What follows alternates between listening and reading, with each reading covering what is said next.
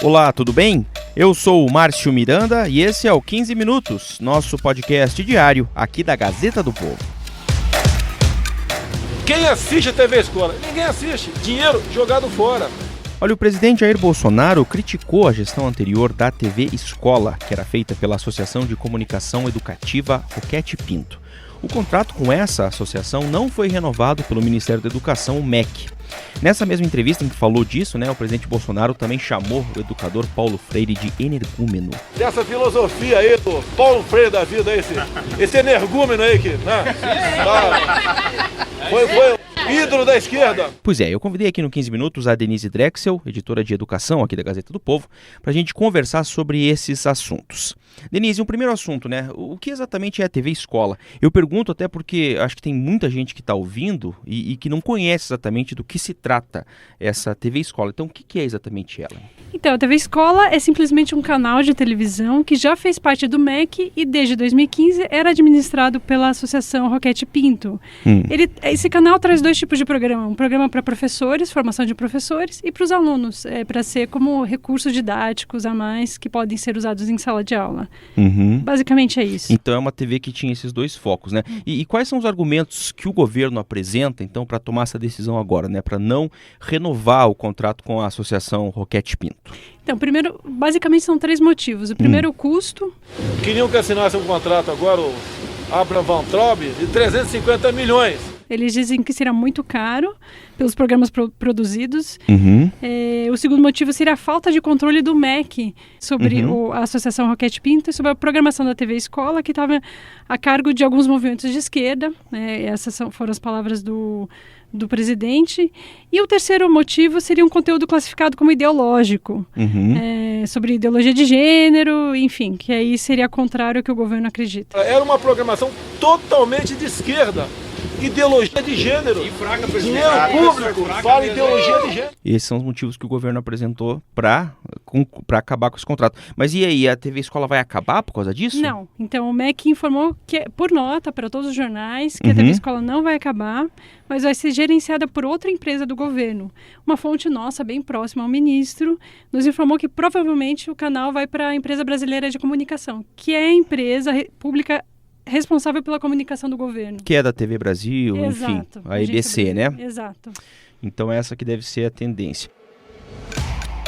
Bom, Denise, aproveitando sua presença aqui, eu falei aqui na abertura, sobre o Paulo Freire, porque afinal o presidente Jair Bolsonaro, como já havia dito, inclusive na conversa que você teve com o ministro da Educação também, o ministro Abraham Weintraub, havia criticado muito o educador Paulo Freire. O voodoo, que é Paulo Freire, é um voodoo, não tem comprovação científica nenhuma, aliás tem, não funciona. Que é um assunto que volta e meia, volta à pauta quando a gente fala de educação, Ídolo da esquerda, ídolo da esquerda. Olha a prova do PISA, estamos em último lugar no mundo. Você conhece disso aí? Se não me engano, da matemática, ciências e português, Eu acho que 1 ou 2 itens, somos o último da América do Sul. Esperar o que desse Brasil, com esse tipo de educação? E aí, por que exatamente o Paulo Freire é tão criticado? Então, o Paulo Freire ele é aclamado no Brasil, em outros países, principalmente entre os educadores, faculdades de pedagogia, e muita gente de esquerda fala muito do Paulo Freire. Principalmente pela preocupação que ele mostrou pelos mais pobres, pela educação dos mais pobres. Mas é fato que, mais do que o educador, Paulo Freire tinha uma intenção política. Então, ele dividia o mundo ele atacava abertamente o capitalismo, dividia o mundo entre oprimidos e opressores, e tinha máximas um pouco questionáveis, como a educação tinha que estar a serviço da revolução, ou que a família seria opressora. Então, e o seu próprio método de alfabetização também é controverso, principalmente agora, depois de últimas descobertas de como o cérebro aprende a ler e a escrever. Então, há pessoas que dizem, não, gente, parem de usar Paulo Freire, que não funciona, o cérebro aprende de outra forma e tal. Fora outros fatos da vida dele, o pessoal aponta que ele foi um fracasso como secretário municipal da Educação de São Paulo, enfim, tem muita opinião também sobre ele. Mas o certo é que Paulo Freire, ele como que materializa essa disputa esquerda e direita que estamos vivendo hoje no país. E é por isso que constantemente é alvo, então, também, tanto do ministro da Educação, Abraham Weintraub, quanto do presidente Jair Bolsonaro. Exato. Bom, legal. Sobre então a TV Escola, para fechar, como a gente falou, isso que é importante, né? Não vai acabar, apenas acabou esse contrato com a associação que mantinha, então, Exato. e que tinha esse convênio, né, com o Ministério da Educação, e de acordo com as fontes aqui da Gazeta do Povo, que a Denise citou, deve passar para uma empresa do governo, no caso, a EBC. Exato, exatamente. Denise, obrigado pela presença mais uma vez aqui no 15 Minutos. Até a próxima. Até a próxima, obrigada. A proposta de reforma da Previdência dos militares cumpriu hoje mais uma etapa no Congresso Nacional. Estou falando dos militares. A reforma da Previdência aprovada neste ano foi dura com os servidores públicos civis e os trabalhadores da iniciativa privada, mas não muito com os militares. Membros das Forças Armadas tiveram privilégios mantidos e foram até agraciados com novas vantagens no plano de reestruturação da carreira militar e do sistema de proteção social. Esse texto também prevê a reestruturação das carreiras militares, algo que os militares vêm reivindicando desde 2001. E aí, fazendo o desconto da economia da Previdência e também dos gastos com essa reestruturação, o governo espera economizar nos próximos 10 anos 10 bilhões de reais. Eu converso sobre isso agora aqui no 15 Minutos com o Lúcio Vaz, que é blogueiro da Gazeta do Povo, conversa comigo direto de Brasília. Ô Lúcio, talvez o primeiro tópico que evidencia um pouco esses privilégios mantidos é: o militar não precisa pagar a contribuição previdenciária. Como é que funciona isso, hein, Lúcio? Pois é o seguinte, os militares, a previdência deles não existe, na verdade, né? A União é que banca a aposentadoria deles. E eles costumam dizer, os militares, que eles não se aposentam, eles vão para a reserva e ficam à disposição para serem chamados a qualquer momento. Só que não são chamados nunca, né? A última guerra foi em 1945. Mas, enfim, então, como eles ficam disponíveis, a União considera isso como encargo da União, né? Então, eles entram no orçamento da União, o pagamento sai dali. Quer dizer, quem paga a previdência dos militares são os contribuintes, na verdade, porque a União somos todos nós, né? Sim. Então, evidentemente, até há uma questão aí da contribuição que eles fazem, que hoje é de 7,5%, vai passar para 10,5% com a reforma, mas essa contribuição é para o pagamento dos pensionistas dos militares.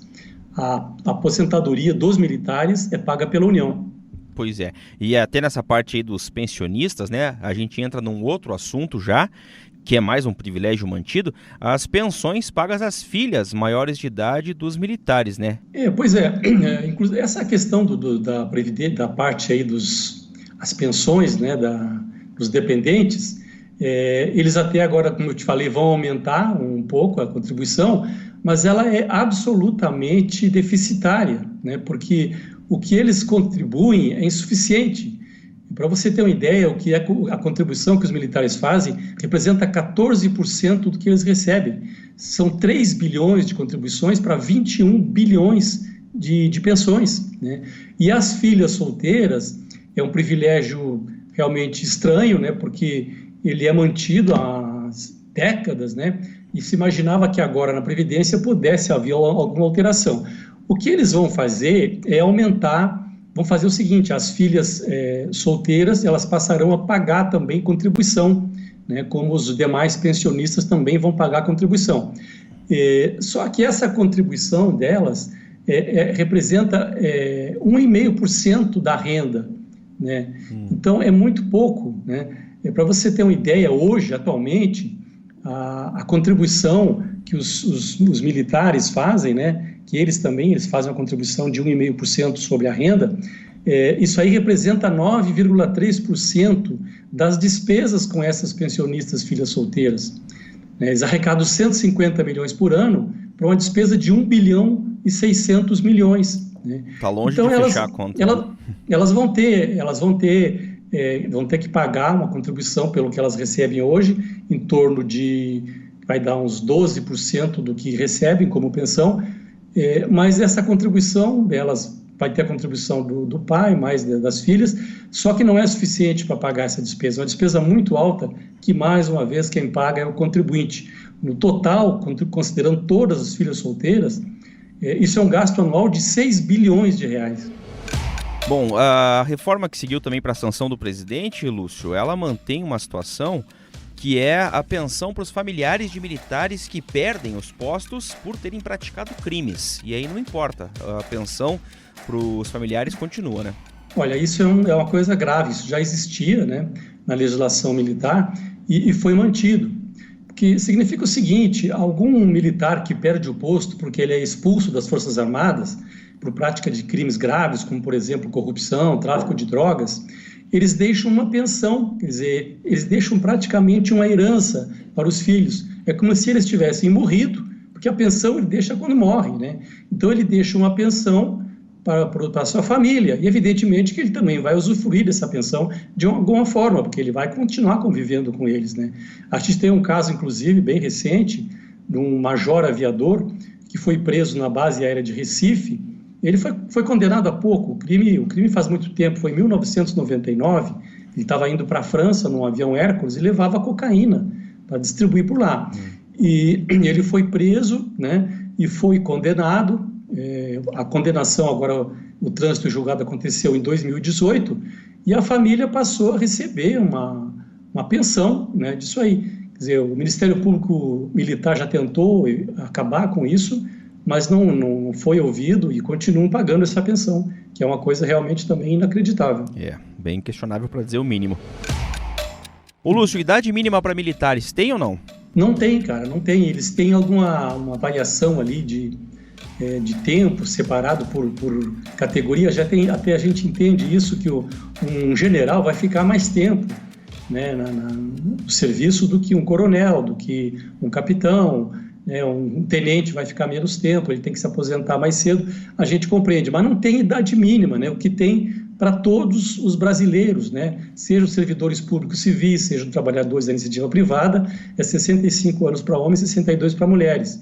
Não existe, né? E ainda tem outras vantagens que eles mantêm, que caiu, né? Por exemplo, eles têm a integralidade. O que é a integralidade?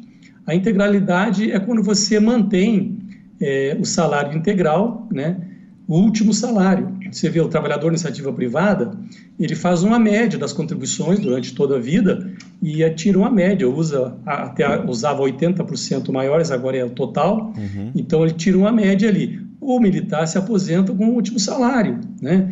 E a paridade significa a equiparação dos trabalhadores da ativa com os inativos. Uma coisa que também não existe, né? Além do que tem a pensão deixada, no caso da iniciativa privada, é metade da pensão para a viúva, né? E para eles é integral, é tudo integral. Entre as medidas do projeto estão a criação do adicional de compensação de disponibilidade militar, que se refere à disponibilidade permanente e à dedicação exclusiva. Bom, para a gente fechar aqui, Lúcio, eu disse no começo da conversa que além de serem mantidos esses privilégios, os militares ainda foram, de certa maneira, agraciados na reforma, né? Por que exatamente? O presidente Bolsonaro tinha prometido, antes mesmo da posse, que faria uma recuperação da carreira dos militares, porque eles tiveram uma grande perda com a MP de 2001, que determinou cortes de vantagens. Foi no governo Fernando Henrique Cardoso. Uma das vantagens era ir para a aposentadoria um posto acima da ativa. E eles perderam muito com isso, perderam alguns outros benefícios. Então ele falou que ia recuperar, e recuperou realmente. Ele criou, para haver uma recuperação financeira, dois adicionais, o de habilitação e o de disponibilidade. Esse adicional, o de habilitação, ele vai dar um aumento no soldo, proporcional ao soldo, de até 73%, 73% do soldo para os generais e coronéis, né? E tem também a disponibilidade, né, que é por conta da dedicação exclusiva deles, que chega até 41% do soldo para generais a partir de 2020. Esse adicional varia de 5% para militares em início de carreira a 32% para militares no final de carreira. Para os oficiais generais, o percentual vai de 35% a 41%. E o que os praças estão alertando, inclusive, né? Praças são sargentos, cabos, soldados, subtenentes, é que no caso dos terceiros sargentos, por exemplo, é só 6%. Então, o reajuste de 6% é muito pouco. Então, eles estão até tentando agora fazer uma nova emenda, um novo projeto de lei, aliás, que isso aí é para o projeto de lei, para tentar repor algo parecido com aquilo que foi oferecido a generais e coronéis. E para completar o pacote de bondades, né, ainda tem aquela ajuda de custo, que ela é paga ao militar quando ele entra para a inatividade, que era de quatro remunerações, né, quando entra para a inatividade, agora passou para 8, tanto para oficiais quanto para praças. Pois é um pacote mesmo. Lúcio, obrigado, até a próxima! Até a próxima! Termina aqui mais um episódio do 15 Minutos, nosso podcast de resumo e análise do noticiário aqui da Gazeta do Povo. No programa de hoje, você ouviu trechos de reportagens que foram veiculadas pela Globo News e também pela TV Senado. O 15 Minutos tem a produção da Maria Escrocaro, da Jennifer Ribeiro e do Moreno Valério, a edição de conteúdo do Rodrigo Fernandes e a montagem do Leonardo Bestloff. Eu sou o Márcio Miranda e agradeço muito a sua companhia. Até amanhã!